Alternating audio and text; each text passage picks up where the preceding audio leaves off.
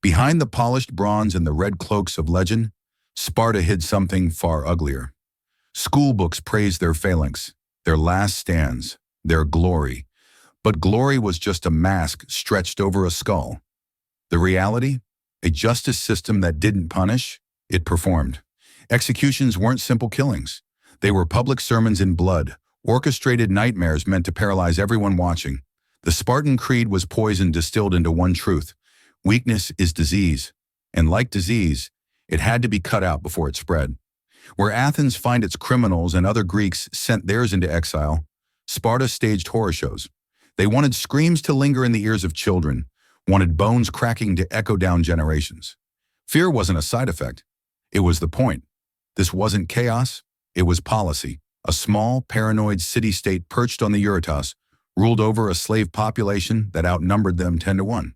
The Helots, their living tools, terrified them, so Sparta turned its entire society into a weapon of control. From birth, children were inspected like livestock. The weak, discarded, the strong, fed into the agage, where individuality was beaten out, cruelty carved in. You weren't raised, you were reforged. In this machine, execution wasn't punishment, it was maintenance. Cowardice wasn't personal failure, it was infection. Disobedience wasn't rebellion, it was plague.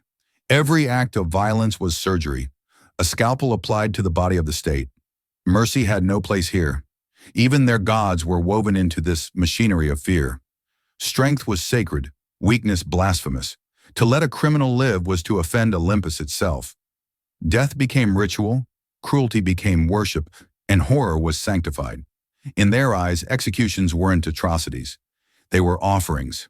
This was Sparta, a society where honor and horror fused into one, where public death was both theater and warning, and where the entire city lived under a single eternal sermon: obey or be broken. Among Spartans, no sin rotted deeper than cowardice in battle. To break formation was not just weakness. It was treason against every man whose shield once covered you. The phalanx wasn't a tactic, it was a covenant. You didn't just guard yourself, you guarded the brother beside you. Step away and you tore a hole in the wall of Sparta itself. And for that, the sentence was designed to be worse than death. The condemned soldier wasn't dragged off in silence. He was displayed. Stripped of his armor, stripped of his weapons, stripped of his honor, kneeling in the dirt before the very unit he had betrayed. His comrades formed a circle around him, shields up, spears in hand, but not the killing points. No, death was too kind, too quick. Instead, they used the wooden shafts. One by one, they stepped forward. One by one, they brought those spear handles crashing down on bone. The sound wasn't the clang of bronze. It was the dull, splintering crack of ribs, arms, jaws breaking under wood. Precision mattered. Rage was forbidden. This wasn't vengeance. It was ritual. Each man delivered his blow with the same discipline he used in battle. Measured, controlled, inevitable. The screams? They were the lesson. Pain was the chorus, fear the hymn.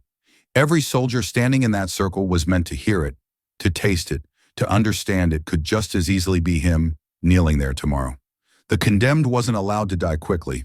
He was kept conscious as long as possible, broken piece by piece, his body becoming a grotesque anatomy of betrayal.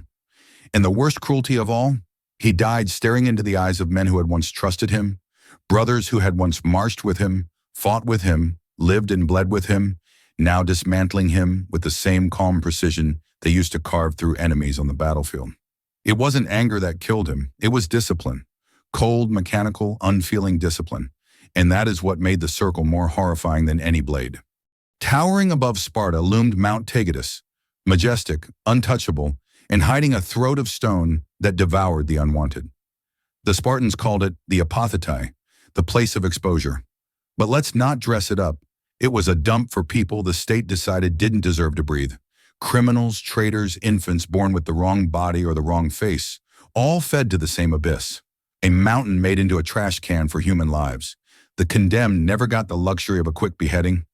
No, Sparta made the journey part of the punishment. Prisoners were marched up the rocky paths, shackled, starving, stumbling step after step while knowing exactly what waited at the top. The slow climb wasn't mercy. It was torture stretched thin. Each footfall another reminder that your death was already decided. The executioners weren't in a hurry. Why rush when dread itself was half the entertainment? At the edge of the cliff, there were no speeches, no final meals, no say your last words dignity.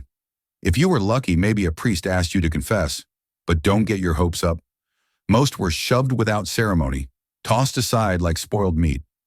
And the fall? It wasn't a clean drop into oblivion. The jagged walls turned it into a pinball machine of agony, bones shattering on rock ledges, flesh torn, bodies twisting before vanishing into the black throat of the chasm. And here's the kicker. The same pit was used for babies.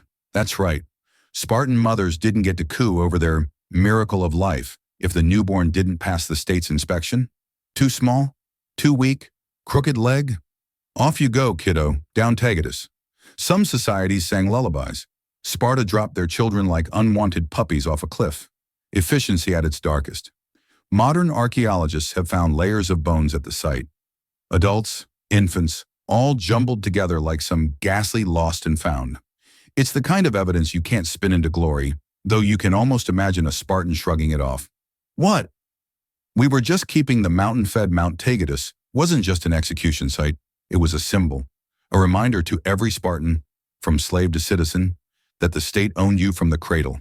And if you didn't measure up, gravity would take care of the rest. In the heart of Sparta stood a temple to Artemis Orthia, goddess of the hunt, protector of the young. Sounds wholesome, right? Wrong. Step inside, and you'd find not salvation, but a blood-soaked stage where piety and sadism shook hands.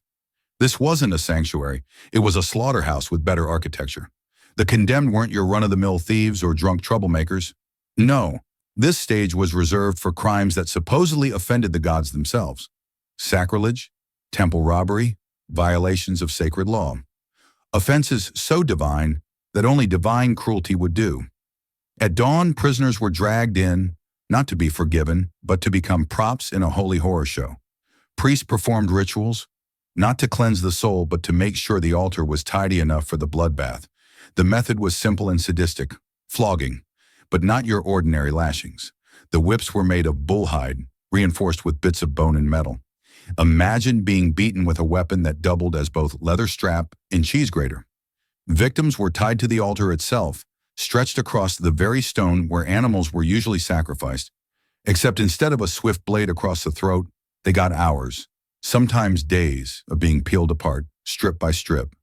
And here's the twisted comedy of it all. The priest didn't want the victim dying too fast. If someone looked close to passing out, the flogging paused. Not out of mercy, but so the poor soul could recover just enough to keep suffering. Nothing says holy justice like letting your victim catch their breath before resuming the beatdown. The crowd? Oh, there was always a crowd. Spartans loved their theater, especially when the main act screamed on cue. People watched with solemn faces, nodding as if this spectacle proved divine will, though you can bet more than a few enjoyed the show the same way we watch gladiator movies today. One can almost hear the sarcastic commentary. Ah yes, Orthia demands another spine crack. Truly the gods are wise. The victim's drawn-out agony wasn't cruelty by Spartan logic. It was proof that the gods demanded thorough punishment, proof that suffering was sacred, proof that every lash was an act of worship. In reality, it was state-sponsored sadism dressed in holy robes. So while other Greeks prayed to their gods with offerings of wine and incense, Sparta whipped its criminals to death at the altar. Divine justice? No, it was just another sermon in fear, written across broken skin. Sparta had a flair for outsourcing its cruelty. Why waste energy when the weather, the earth, and the beasts could do the killing for you? They turned the elements into executioners and the condemned into slow-burning sacrifices to the gods. Winter in Sparta wasn't kind, and that's exactly why they used it.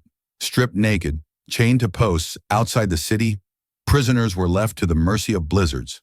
No blade, no spear, just ice creeping into veins, lungs shutting down one gasp at a time. Hypothermia wasn't instant. It teased. It lulled the body into shivers, then silence, while the victim stayed awake long enough to realize frostbite was chewing them alive. Summer brought the opposite hell.